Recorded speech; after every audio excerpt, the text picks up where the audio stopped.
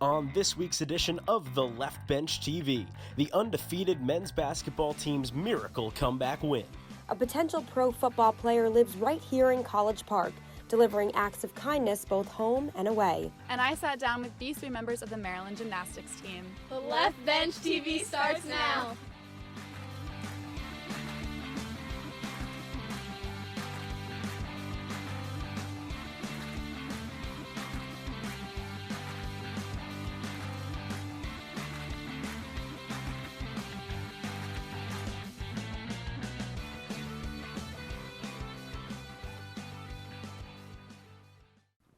Welcome to the Left Bench TV, your sideline source for all things Maryland sports. I'm Rachel Hirschheimer. And I'm Noah Gross. Maryland basketball fans, have you finally got a chance to catch your breath?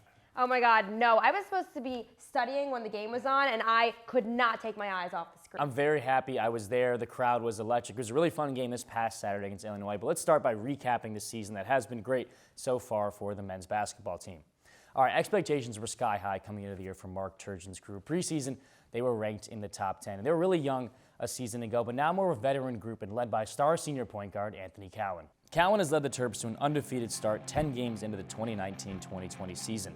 After winning 5 games to start the season, all at home, Maryland went down to Disney World for the Orlando Invitational. Terps won the 8-team tournament, highlighted by their championship win where they shut down Marcus Howard and Marquette. They came back home after moving into the number 3 slot in the rankings in the country for the Big Ten ACC Challenge, where they took down Notre Dame with a convincing 72-51 victory. That was the Terps' first win of the Big Ten ACC Challenge since 2012, where they were members of the ACC. And the calendar, it did just turn to December, but conference play was right around the corner for the Terps, as Illinois was the first up for Maryland last Saturday, and they gave Maryland some major fits. But as Zach Solon highlights coming up, even when no shots were falling for Maryland, their biggest star shined when the lights were brightest. The number 3 ranked Maryland men's basketball team hosted Illinois in their annual Gold Rush game, and this one was filled with a rush of emotions. For the Left Bench TV, I'm Zach Solon here at the Xfinity Center, where the Terps dug out a 59-58 victory in an absolute thriller against the Fighting Illini. College Park was rocking for the Terps' first Big Ten game of the season, with the crowd and team decked out in gold. But the Terps failed to strike early and started out slow. They struggled on offense while Illinois kept hitting shot after shot after shot. The Terps couldn't stop them, and the Illini were up by 14 points at the half. In the second 20, the Terps started to rally back. Here's Darryl Morsell hitting a huge 3 to bring the game within 5, psyching up himself, his team, and the crowd in the process. He would finish with 10 points on the night. Less than 30 seconds left, down by 3. Who else but the senior Anthony Cowan nails one from deep in the gold mine to tie it.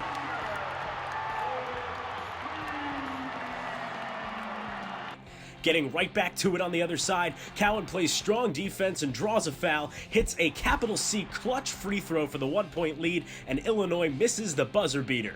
The Terps hold on for the 59-58 win and improve to 10-0 on the season. It's a miracle. When he made the shot, I'm like, okay, we're going to overtime, and I felt pretty good. And then we got the steal, and they fouled him. And so it's a great win. In terms of just getting my teammates to understand that we can definitely just win this game. We just got to stick to it and stick together. I think that's what we did. And the Terps will look to use this momentum as they travel up to Happy Valley to take on Penn State this Tuesday in their first Big Ten road game of the season. Once again, for the Left Bench TV, I'm Zach Sola. Cowan of the Terps did drop 1 spot to number 4 in the rankings after that scare against Illinois, but they are still just one of 8 undefeated teams left in the country, and more good news may be on the horizon. 7'2" big man Schollmeier could return by mid-January, according to John Rothstein of CBS Sports. Muriel has been dealing with stress fractures. The South Sudanese big man possesses a 7-foot 8-inch wingspan. There have been a lot of changes to the Maryland football program, a new head coach, some additions, and some transfers. The Maryland football team ended their 2019 season with a 1-8 record in the Big Ten. And our Tino Quagliata takes a look at what the future looks like for the Terps. With the loss to Michigan State last Saturday, the Maryland football season has come to a close. The Terps finished 3-9 and failed to make a bowl game for the 3rd straight season. Now that Anthony McFarland Jr. and Javon Leake declared for the NFL draft, it's time to look ahead to who will be contributing next year and beyond. That conversation starts with true freshman quarterback Lance Lejeune. LeJean played in only 3 games this year, so he is eligible to redshirt next year. And so he had a good week. He put a lot of plays and things in for his package, so it was disappointing when he went out with the injury, but I thought he did some good things the short time he was out there. LeJean was a consensus 4-star recruit coming out of Warren Easton High School in Louisiana. He is a legit dual threat who will be so important to the Terps' success moving forward. Along with LeJean at quarterback, the Terps also have Chance Campbell at linebacker to look forward to going into future seasons. They see some of the stuff that we're building, and it's hard to see now, especially from the outside, but there's some stuff that's trending in the right way. So, In what way? Just some of the habits and behaviors that we have from the team, just doing things right off the field and doing things right in practice. With Campbell on the defensive side is safety Nick Cross, who played the biggest role out of all the freshmen in 2019. Cross played in all 12 games, tallying 45 tackles and 2 interceptions. He was also the #1 rated player in the class of 2019 out of Maryland. According to 247 Sports, Maryland ranks 11th in the Big Ten for the class of 2020 recruiting, with their best commit being linebacker Ruben Hippolyte II. He is a 4-star from Hollywood, Florida. The Terps locked up 5 more recruits this past weekend, 4 of them coming from Independence Community College. Defensive end Mosiah Nasil Kite, linebacker TJ Kayute, defensive tackle Ami Finau, and guard Jahari Branch all come from that school. 3-star high school running back Kejuan Herndon also committed this weekend. It's important to note that the class of 2020 will be Coach Loxley's first recruiting class. The pressure on him will start to progressively increase as the seasons go on if the Terps don't show signs of improvement. Back to you guys at the desk. Thanks, Tino. He's well known for his performance on the football field, but junior running back Javon Leake showed us a different side to him in Michigan, making his last game of his college career unforgettable for one little girl on the sideline. Over 500 miles away from College Park is where 6-year-old Elaine Winningham and her family live in Michigan, all of them big Spartan fans. They were in attendance for the last game of the season against the Terps. Everybody was just nice, and the band walked by, and then football players were just watching you. Elaine had the chance to sit up close, and that's where she encountered Maryland running back Javon Leake. So I was waiting for a high five, and then instead of a high five, I got the gloves. Elaine's dad tweeted out the moment, and Javon responded immediately, saying, "Bigger than football." I caught up with Javon to give him a chance to really see how much he touched the fan from the stands. Thank you so much. And how did it make you feel? Really happy. You know, every time I see a little kid, I try to give him something, or like a wristband or gloves, something like that, just because I know I was that kid at one point. If you could say something to her dad, Daryl, and Elaine, what would it be? I'm just glad you guys were at the game. I'm glad we got the opportunity to do that. You know, she's the cutest little girl, and I'm glad I got to, make her night, giving her my gloves. Will you forget that anytime soon? No. With aspirations to be in the NFL, Javon looked up to any football player he could learn from. I've never been to an NFL game, but I always watched the games, like high school games with my dad. Like growing up, a guy named James Summers, he was big in my neighborhood. I would watch him. And his dream may become a reality. Javon recently announced his decision to enter the 2020 NFL Draft. I know that probably was my last, college game, so I just wanted to take in every moment. I can't thank Maryland enough for just giving me the opportunity since I've been here, but it was just a lot of thinking, a lot of praying, and we just came up with the best decision. And while Javon's career as a Terp may be coming to an end, he began a bond with one little football fan miles away. All right, really cool story there. Very well done, Rachel. And Javon's clearly a great guy off the field, but it's exciting to see what he can do on the field in the future. Absolutely, and I asked Javon what the NFL would be receiving and if he was drafted, and he's told me a hard worker, someone who doesn't give up, and speed. He's really fast on the field. Yeah, he's been a very explosive player for Maryland for a number of years, but let's transition to one winter sports team that's struggling a little bit as of now, but got a big win on Sunday.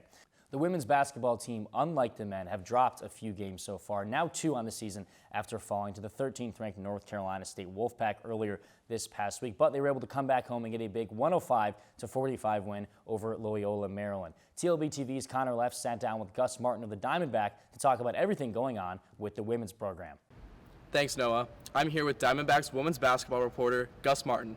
Gus, So the Terps have done really well against unranked opponents this season, like in their last game against Loyola where they won by 60, but they've struggled and lost both their games against a ranked South Carolina and NC State team. So what have you seen from the Terps in those games that have made them struggle? I really do think the biggest thing has been the rebounding. I know against South Carolina they were minus 16 on the boards, and against NC State they were minus 24. That was the worst of the season.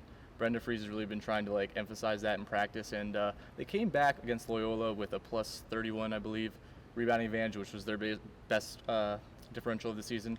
So even though they've struggled a little bit in those games, they have gotten good production out of their younger players. For example, Shakira Austin and Ashley Owusu. What have you seen out of the younger players for the Terps so far this season? Yeah, I mean, Ashley has been incredible. I mean, for a freshman to come in and have to start right away because Shanice going down with the torn meniscus. She's had to shoulder a lot of the weight as a ball handler, and she's done a great job. She can really see the floor. She can score. She has a really good handle. She can rebound too, push the rock. So she can really do it all.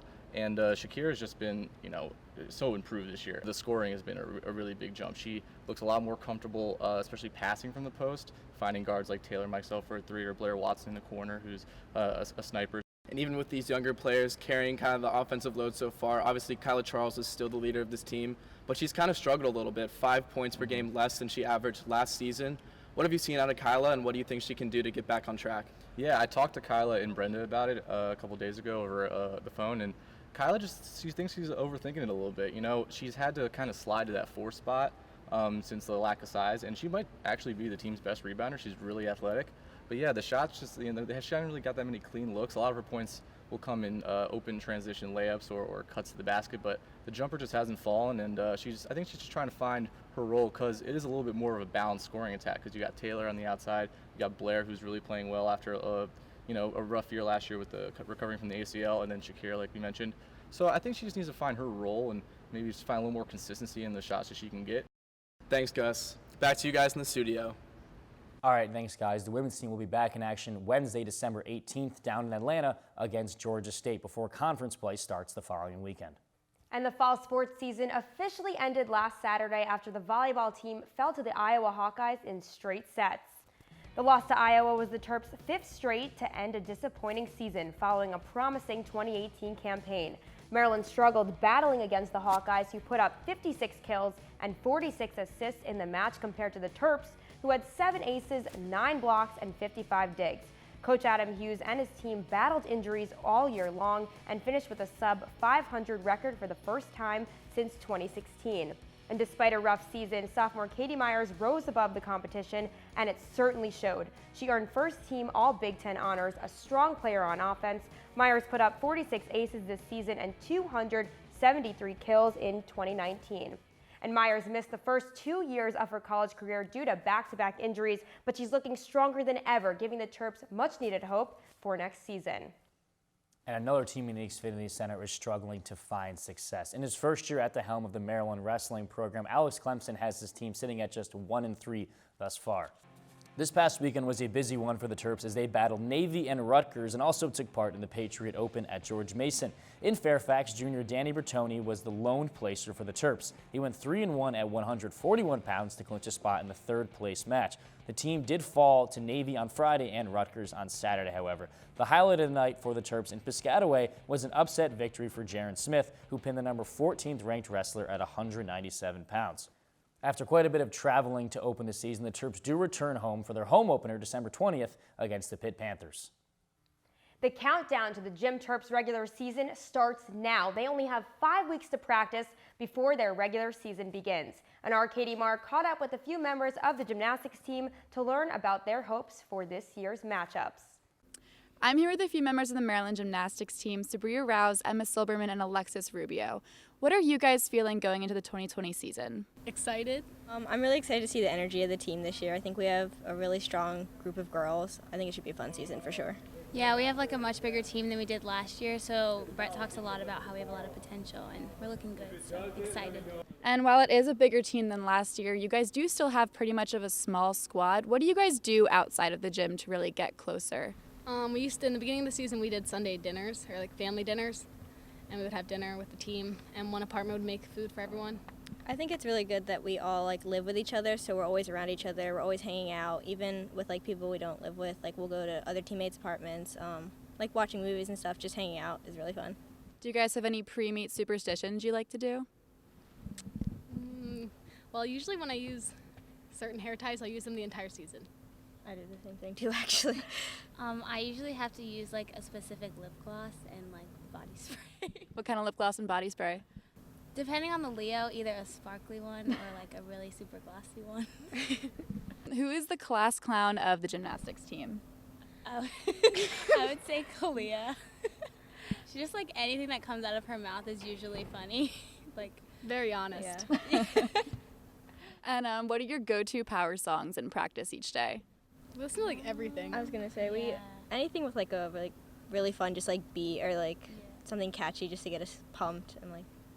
Yeah, we have a pretty good mix. Like we'll go from like throwbacks to like hip hop, even a couple like country songs and like Disney. Like, what kind of country and Disney? Like some Cheetah Disney. Girls. Yeah, Cheetah Girls is a power anthem. Yeah. And final question. So Coach Nelligan is known for being a major hype man for you guys, especially at meets. Like the videos of him are hilarious. But who would you say is your team hype woman? EJ, Emma Johnson. Yeah, I'd say Emma Johnson too. Yeah, I feel like EJ. You can always hear Emma cheering no matter where you are. She's always. Emma's always. You always hear her. She'll always be there. All right, that's all I have, guys. Thanks so much for sitting down with me. Thank you. Thank you. Thanks, Katie. The gymnastics team kicks off their season January 11th at the Little Boston Invitational, where they'll be playing the GW Colonials and the Westchester Rams. The women's cross-country team has had a very active fall, but again have struggled, only placing in the top half of 3 of their 6 meets, but did get some pretty good news this past week. Associate head coach Danielle Seibert was selected as a member of the Tokyo 2020 coaching staff, USA Track and Field did announce. Seibert will serve as an event manager for Team USA during the upcoming Olympic Games. Seibert, who is a graduate of UMD, is in her 12th season coaching for the Terps. All right, Rachel, a lot of highlights this whole semester for the Terps. Even with the football team struggling towards the end of the season, pretty much every team had a ton going on and a lot of huge plays. Absolutely. So many huge plays from the field to the court. And for your last time, let's look at the top 5 plays of the semester.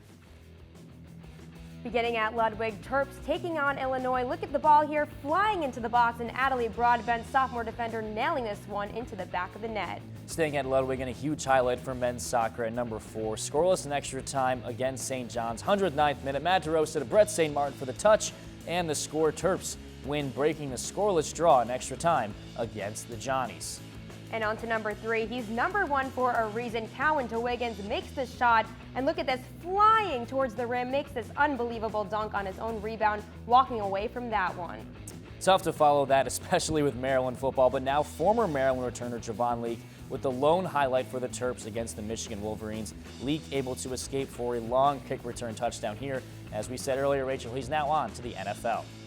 And coming in at number 1 with 20.6 seconds left in the game, here's Cowan with this risky 3-point shot, tying up the game against Illinois. Roll that one again. Look at this as he makes 2 little steps towards the basket and saves the day for the Terps. What a shot on the court. He's a standout point guard, and on campus, he's seen here as a hero. And at the left bench, we're honoring him as our Terp of the Week. You guessed it, Anthony Cowan Jr. Saturday night, Maryland trailing 58-55 against Illinois. Cowan making this last-minute 3-pointer and getting fouled. After getting fouled, Cowan made one last shot to secure a 59-58 victory, keeping the Terp winning streak alive. What a week for Cowan, obviously highlighted by that big shot. And now on to our pro Terp. He has the 7th most catches in the NFL and the 4th most yards in the league. DJ Moore has had a huge breakout season in Carolina, over 1,000 yards already. He has been one of the few bright spots in a tough season in Charlotte, and keep this in mind, he's done all this with a backup quarterback throwing him the ball. Even though the semester is coming to a close, Maryland sports continues on. We now welcome in left bench reporter and our good friend Reese Levin to update us on what's on tap for Maryland sports over winter break. Reese? That's right, guys. There's going to be a lot of important games going on between now and the start of the spring semester. Here are the ones to keep an eye out for. We'll start with the Maryland men's basketball team, who will head on the road to play the Seton Hall Pirates, who are currently ranked 22nd in the country. Last year, these teams battled in College Park, with the Pirates defeating the Terps 78-74. The Terps will also face off against the Ohio State Buckeyes, which could still be a matchup between 2 top 10 teams by the time January 7th comes around. Be sure to keep up with our very own Brandon Simberg on theleftbench.com, as he will continue to have coverage for the remainder of the season. On the women's side, the team will close out the calendar year with a marquee matchup. They will play the current number 24 Michigan Wolverines, who lost both games to the Terps last year. And just like the men on January 4th, the women will also host Indiana here in College Park. The Hoosiers are currently ranked one spot above the Terps at number 12. From the court to the mat, the Maryland wrestling team has their home opener on Friday, December 20th against the Pitt Panthers. Yeah, I'm really trying to get back to College Park for that Maryland-Ohio State game. I really think that's going to be the first true test in the Big Ten for them. Yeah, Big Ten's looking great to start off 2019-2020 season, especially the Buckeyes and the Terps, two of the best teams in the country. I can't wait to watch it. I'm going to be in Florida for the game, but I'll definitely be watching with my family. All right, thanks, Reese. And this is our last Left Bench show this semester, and I haven't planned anything like the last two people who have left the Left Bench, Alex Flum and Danielle Stein, but this is my last show, and I just want to say thank you to everybody that's helped over my 3.5 years here. I think I've been to every single Left Bench show from the inception. I've learned so much, made so many friends over the years. I'm going to miss it, but I know it's not going to stop after I leave. I'm excited to keep watching. I just want to, like I said, thank the countless people who have helped on staff and just around the journalism program here. I'm going to miss it, and I want to thank everybody. We appreciate everything that you've done. You definitely will be missed, and we just wish you all the best of luck in your endeavors. We know you're going to be a huge sportscaster, so don't forget us when you're out there. Well, thank you so much, Rachel, and this hurts to say, but for one last time, that's all for this edition of this Left Bench TV. I'm Noah Gross. And I'm Rachel Hirschheimer. Be sure to keep up with all of our coverage on Facebook, Instagram, and Twitter. We'll see you next semester.